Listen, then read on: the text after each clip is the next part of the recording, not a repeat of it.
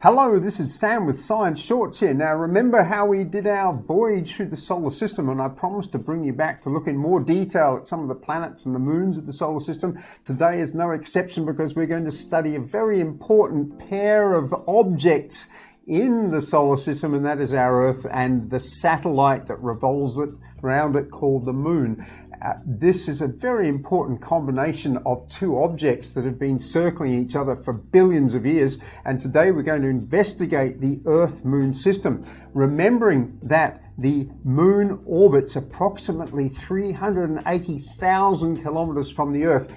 It's a very, very large object. It has lots of very important influences on the Earth, and more importantly, we're going to just take a look at what the Moon looks like from space. So we're going to jump out to the Moon now. We're going to use a very special piece of software called Space Engine. The developers at Space Engine have done a fantastic job with this software, so I strongly recommend you will like to have a look at this piece of software too. We'll leave the link in the Science Show website. As you can see, just next to me is the Earth-Moon system. This is the far side of the Moon. It's the side of the Moon you will never see unless you go for an orbit around the Moon. And that may be possible in your lifetimes. Even now, space tourist companies are proposing that people can go in rocket ships and actually go for an orbit around the Moon. It's quite an exciting possibility. So you may well see the far side of the Moon, but from Earth we will never view it.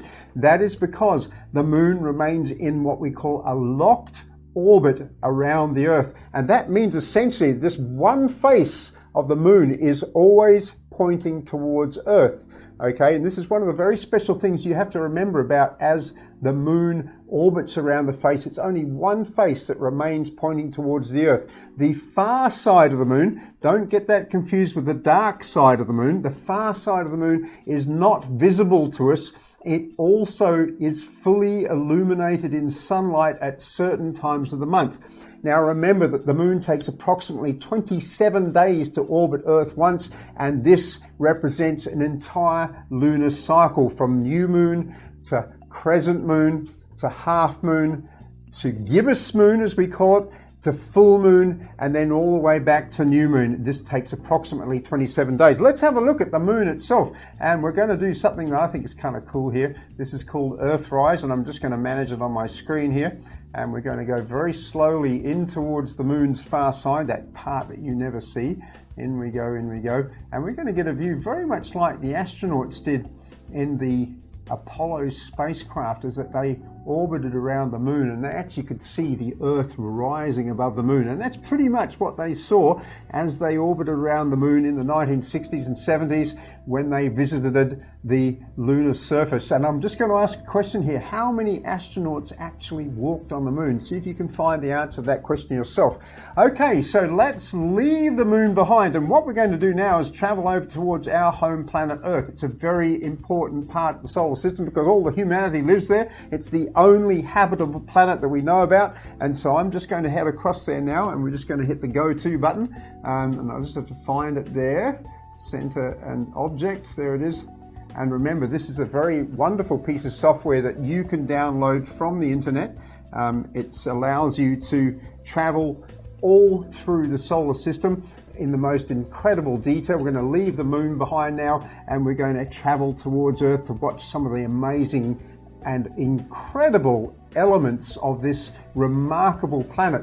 Now you can see it's called the blue marble for good reason. It looks like a blue marble from space, and also you can see how it's mostly covered in water, as I described to you in the previous video. Please remember that 70% of the Earth's surface is covered in water, of which a very small percentage is actually fresh water, which we can use. Now let me do something very strange here. We're going to remove the water and the clouds, and I want to show you what Earth looks like without any water and any clouds. And yes, we can do that with this piece of software.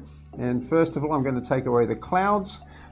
Oh, there we go. And as you can see Earth very clearly here. And most importantly, you can see the Antarctic region down the bottom of Earth there. I'm just going to move that up a bit. Sorry, we can see it. There it is. Just getting there. There's the Antarctic. They're fully illuminated in sunlight. And as you can see here, there's the South American continent. But what happens if we remove all the water? What does Earth look like without a single drop of water? Let's have a look at that now. Okay, so we're going to take the water away, and we are left with a very, very unhappy looking planet. I'm going to remove the atmosphere as well. Okay, and this is what you can do, and I'm just going to brighten it up a bit so you can see see how it looks when it's very bright. Okay, I want to do that quickly now.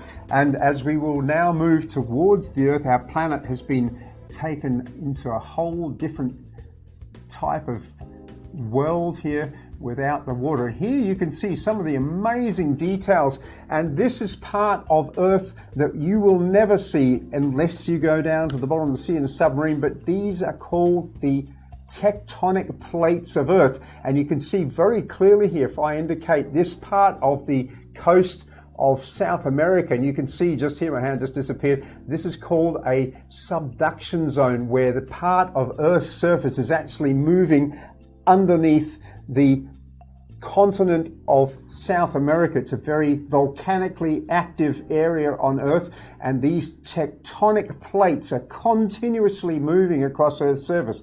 This has been happening since the very beginning of Earth. After it was formed about 5 billion years ago, these continents and this tectonic movement has been continuing on without stop, without cease, and it still continues on today. We'll be doing some more insight into tectonics and plate tectonics in upcoming videos, but I want you to remember that Earth's surface is by no means a single piece of rock. It's made up of lots of different plates, and each of those plates move individually that reshape and constantly reshape this Earth's surface.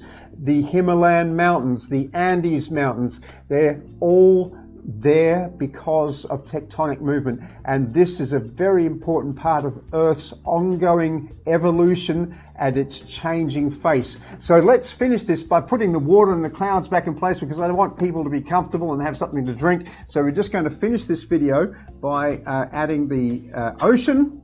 There it is again, the atmosphere and clouds and the atmosphere, and we're going to reverse away slowly so we can say goodbye to our planet and goodbye to Science Shorts. Thank you very much for joining us.